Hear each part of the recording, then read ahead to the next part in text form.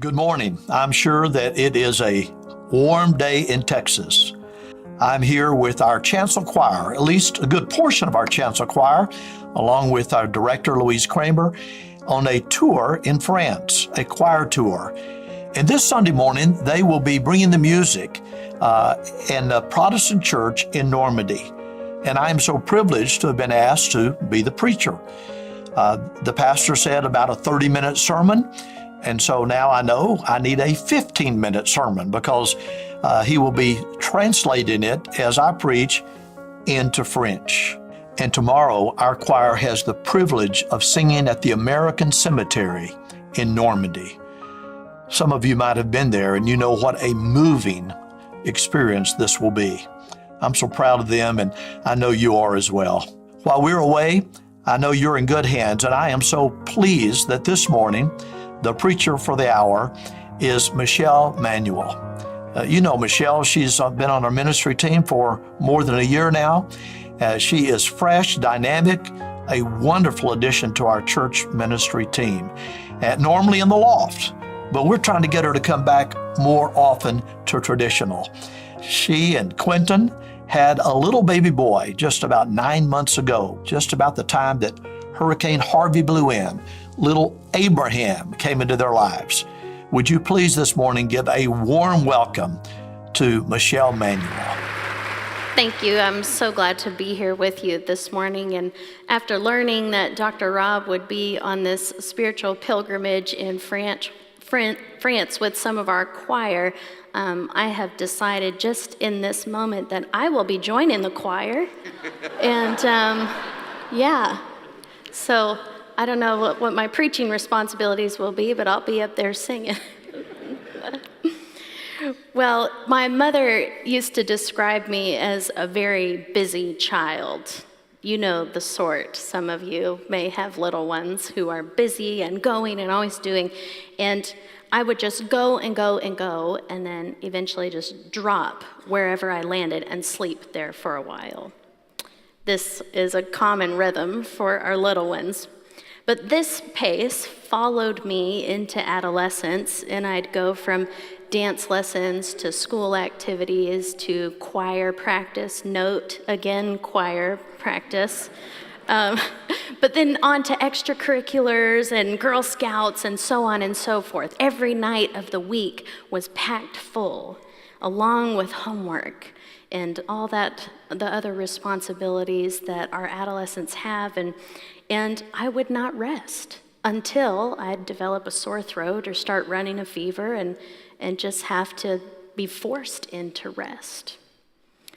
Maybe a pattern similar to this was ingrained in you. Maybe this is how you function even today. You have to be forced into taking a rest.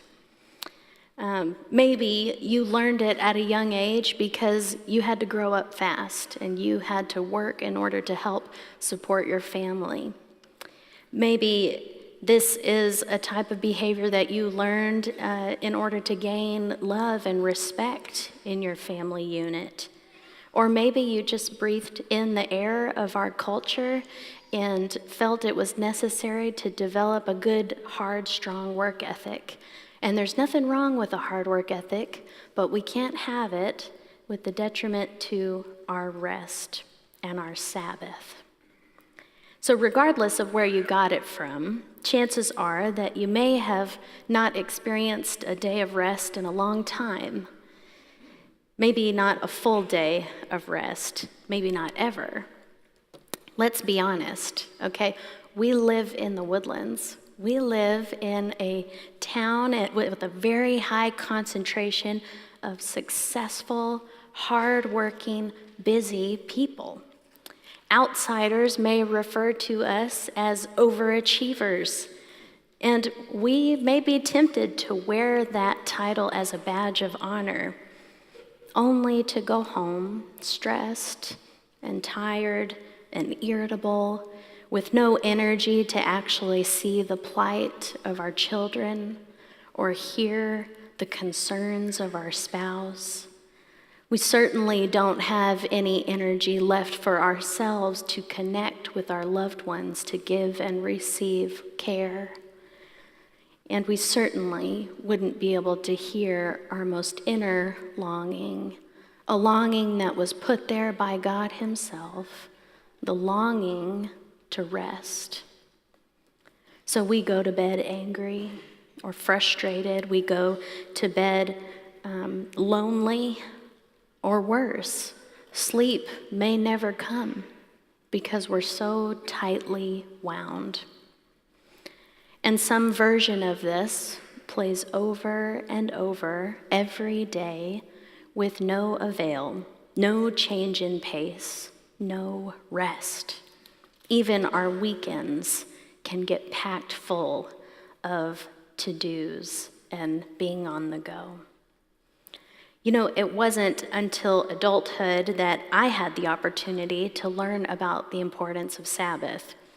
It was during a period of extreme physical, mental, and spiritual burnout. Through the guidance of some spiritual giants in my life, I was able to learn what this Sabbath meant, to practice, to experiment some Sabbath rhythms. And so today's text introduces us to Sabbath. It introduces us to the very first Sabbath, actually. Genesis provides two accounts of our creation story, and today's text is situated at the end of the first account. You know, thus it says, "Thus the heavens and the earth were finished in all their multitude. And on the seventh day, God rested from all the work he had done. And then he blessed it. He blessed that day." He does something very interesting here. He blesses it and he says that it is holy. So God rested. God rested and said that it was holy. Let's look at this word rest and look at this word holy. The word for rest given here is the Hebrew word Shabbat. And it can be translated as to cease and desist, come to a full stop, to refrain from labor. And so the Sabbath, the seventh day, is the day of rest. God creates the entire universe and then chooses to rest. This is huge. This is big for us. Creation was not complete after the sixth day, Scripture tells us. Actually, that creation was complete after the seventh day, after the day of rest. God's rest completes our creation narrative. This is the seventh day, and it was blessed and declared holy. Now, I would like to think that the day human beings were made was the day that was blessed and made holy, but actually that's the same day that the cattle were made, so I don't know. If you ever are feeling too high and mighty, just remember, you were made the same day the cattle was made. It's the day of rest that is holy. It's the day he did nothing that is holy. And we were created in his image. And so we were created for work, just as God is at work. But we were created to rest, just as God rested. In the book of Exodus, we see God bring his people, his chosen people, the Israelites, into a Sabbath rhythm.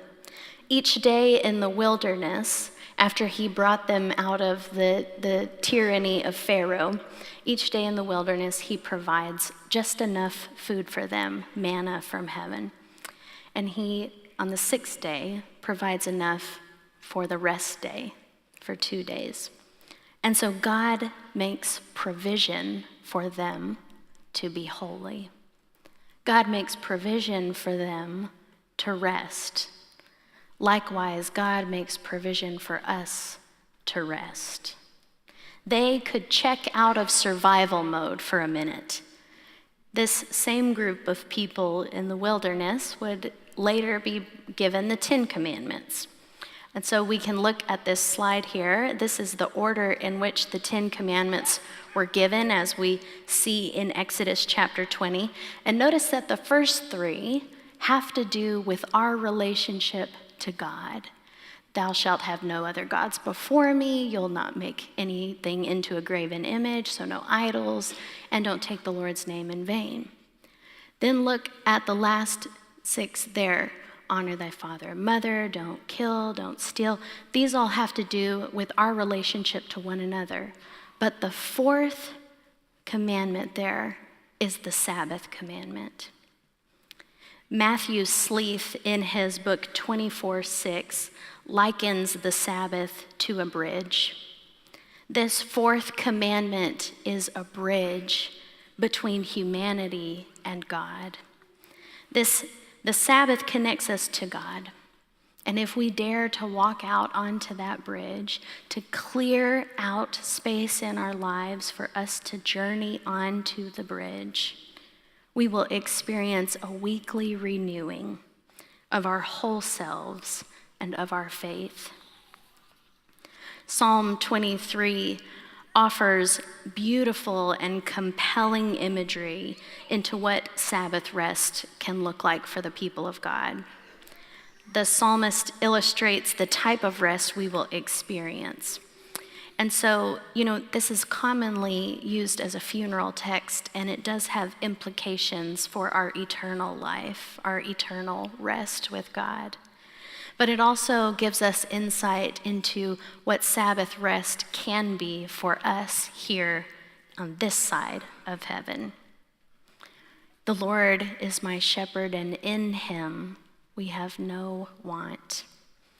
He gives us space to lie down in green pastures. He gives us still waters to drink from. He restores our soul and leads us in his ways. Even though we may be in the darkest time of our lives, we don't have to fear. We can rest from the fear because God is with us. He brings comfort with his staff and his rod, his commandments and his correction. He comforts us. And even amidst the things that we would call enemies, we can put those on the shelves and he will prepare us a feast. And goodness and mercy will follow us. This psalm gives us beautiful imagery of what deep emotional, mental, spiritual, and physical rest can look like. Sometimes we think of rest as just a physical type of activity, but our entire being needs space to step out of the hustle and bustle in life and to settle. We were designed to live this way. We were designed to have a day of rest in which we worship and we play and we have leisure, and all of that is given time to flourish. The psalmist gives us an extravagant illustration. The Lord anoints our head with oil, a very expensive commodity in biblical times. Our cup overflows on the Sabbath day. And this rest allows us to recover what is true about ourselves. We are reminded about who we are and whose we are. And when we remove ourselves from all of the pressures, we can allow God to renew our minds, like Paul talks about in Romans 12. He says, therefore be transformed by the renewing of your minds. This is not something we can muster up on our own, that we can do on our own. We have to make space to seek God and to allow him to renew us. We must walk out onto that bridge of Sabbath and meet God for this renewing process. Now, some of you have been taking Sabbath your whole life long. You are well versed in Sabbath rhythms, and I would love to learn from you.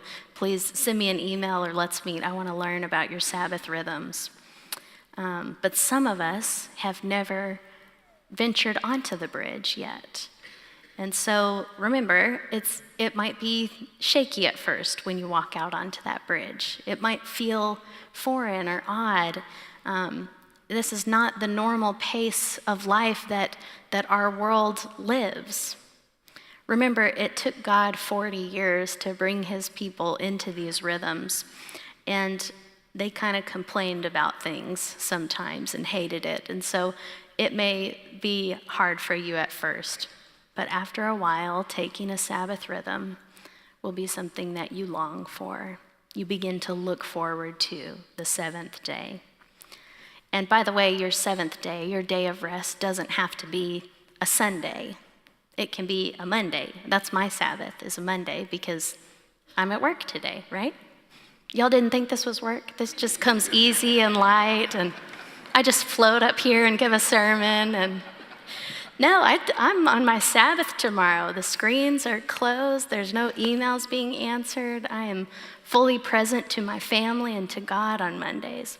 And actually, this week, my rhythm had to change a little bit according to my husband's work schedule, and so I had to take Friday as my Sabbath.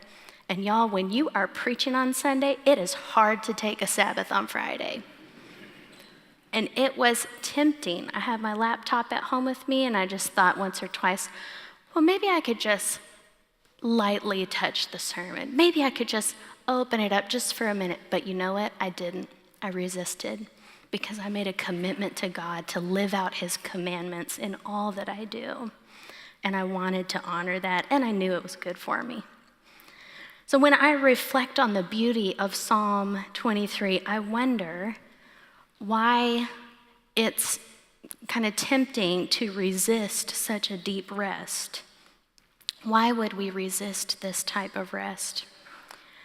Perhaps it's because some of us find our worth in what we're able to do and produce. Perhaps we learned it's what we do that makes us good human beings. Y'all, this is contrary to Christian teaching. God doesn't love you for what you do. He loves you for what you are, his child. If you sat in that pew and never moved for the rest of your life, God would still love you just as much as he does right now. God doesn't love us for what we do. He loves us for who we are. Another reason we resist the Sabbath may be because we write it off as a luxury. You know, we don't have time for luxuries. I'm not afforded a luxury. Maybe the language in your mind. And it's true. Rest is a luxury. It's also a commandment. And that's a good thing. Another reason we resist rest may be that we were never taught how to rest. We don't know what a true rest is for us. The kids are more important, right? Or maybe you're a full-time caretaker for someone and you've never had anyone you could ask for help. Maybe long ago you committed to support your spouse's career, and so you're holding down the fort and all energy is going toward that career. Maybe you just don't know how to rest. Another reason may be that long ago our deepest needs got twisted, and what we came to believe is not that what we need the most is rest, but what we need the most is to be in control. And once we have everything in control, well, then we'll rest, right? You see, to rest is to take your hands off of what you're doing. Stop managing everyone's happiness. Stop working to make everyone get along or have a good time. Stop planning every second of every day. You take your hands off. It's a Jesus take the wheel kind of thing. Y'all know that song? And I think that's something that's not often talked about that keeps us from resting is loneliness. Loneliness is a very uncomfortable, dark emotion that can take us to dark places. And it can become a relentless taskmaster, keeping us always around other people or busy, or in activities that aren't ours to do. Loneliness can steal our Sabbath from us. Or maybe there's just too much to do. Maybe that's why we resist. You know, God knew that life would be demanding. He knew that we would have so much that we were responsible for and that needed to be taken care of. He knew the to-do lists would be miles long. He knew that the emails and the texts and the errands and the meetings and the activities would be never ending. And so maybe that's why he made it a commandment. So what does it look like to cultivate a Sabbath? Christian author Marva Dawn couches it in terms of courage. It takes courage to take a Sabbath. It takes courage to serve God in all that we do and to keep his commandments. It takes courage to go against the waves of the world, to set things aside, and to live out our Christian faith. The day of rest is a significant part of living out our Christian faith. It takes courage to address thoughts like, what will people think? Won't I have to fight my kids tooth and nail about changing our Sunday routine? Won't I miss out or be left out? Won't others get ahead? Won't I lose time to get errands run or business taken care of? You know, my boss won't understand, and that comes with a whole nother load of implications. I'm fortunate that the business I'm in, my boss understands Sabbath. My big boss understands Sabbath too. It takes courage. It takes courage to be still, to change the script and start living a new way. I think it takes courage to say to your household, y'all, I need a change of pace. I think we need a change of pace. I'm tired. And by the way, when I hear someone say, I'm tired, I don't hear weakness. I hear someone stating their needs and someone wise enough to live within their limitations. Living within your limits shows strength. Resting and restraint is not weakness. It's the opposite. It's holy. So if you've never walked out onto that bridge, I encourage you to today. Cultivating a rhythm, if it's a new rhythm, may feel odd. A whole day set apart, are you for real?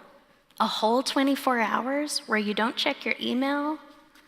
Or maybe Facebook even? A whole day?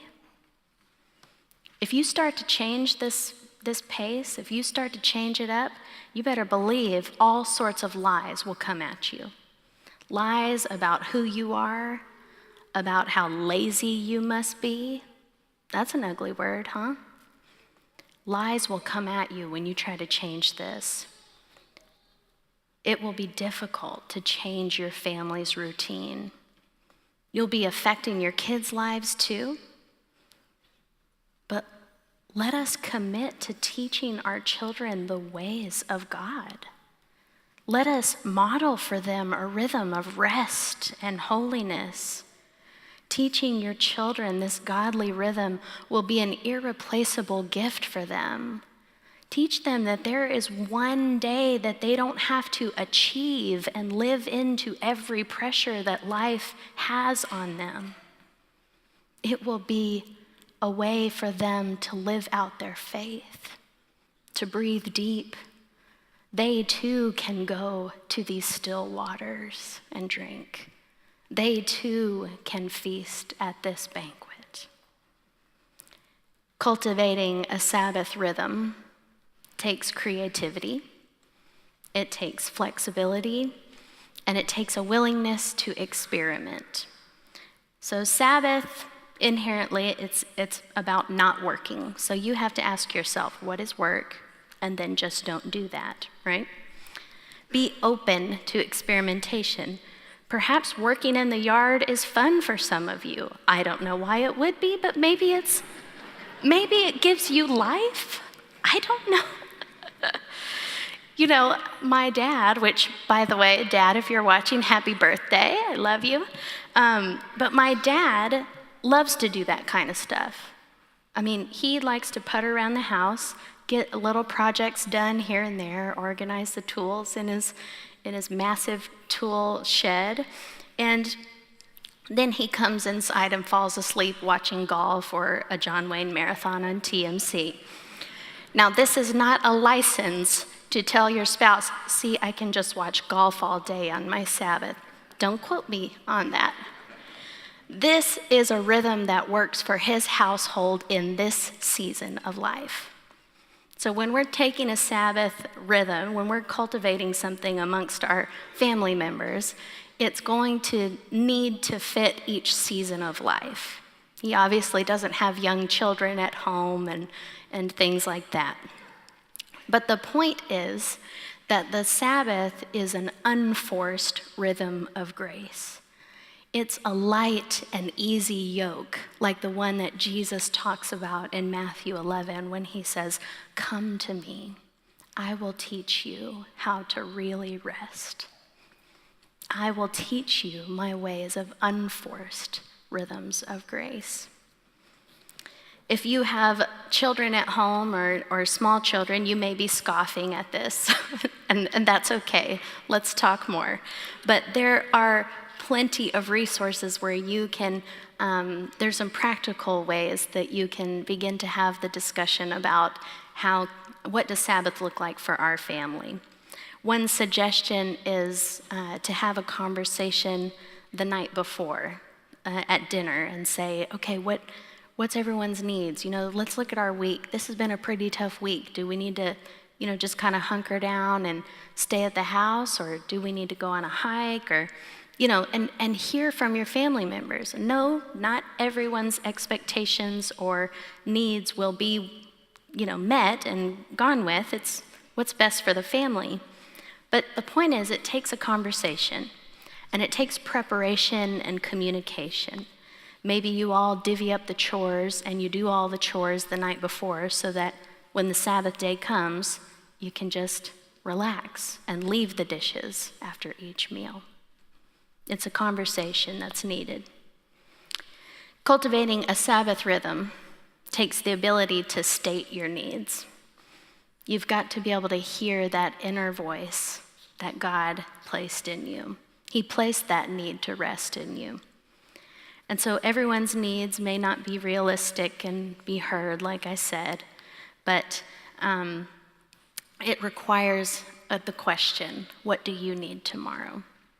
Matthew Sleeth, the author of 24/6, I mentioned that book before. It's a great book on Sabbath if you'd like to study more. But his family practices a no screens Sabbath. So no screens at all. No phones, no tablets, iPads, TV, nothing. Now, I can pretty much bet you that his teenagers did not request that Sabbath rhythm. But now they love it.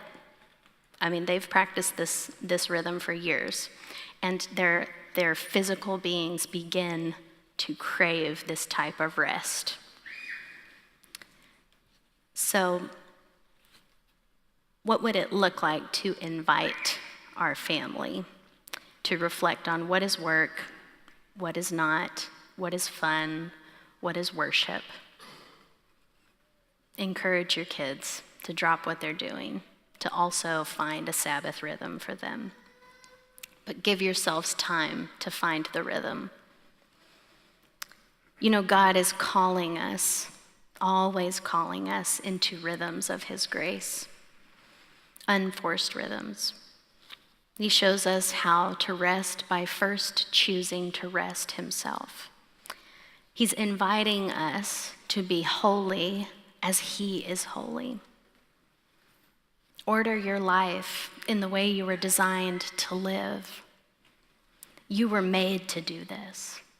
Get in touch with this need to rest. Let yourself crave a Sabbath.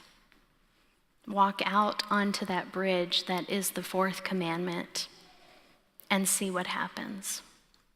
Would you pray with me this morning? Lord, you are our shepherd, and in you we have everything. Would you lead us to lie down in green pastures, what that means for us? And would you teach us to drink from your still waters? Restore our souls, O Lord, as we take a day of rest. For those of us who are new to this journey, would you bless us in finding a new rhythm? And for those of us who have been faithful to this commandment, would you continue to empower us to worship you in this way? Lord, make us holy as you are holy. For we, Lord, want to dwell in your house forever. Amen.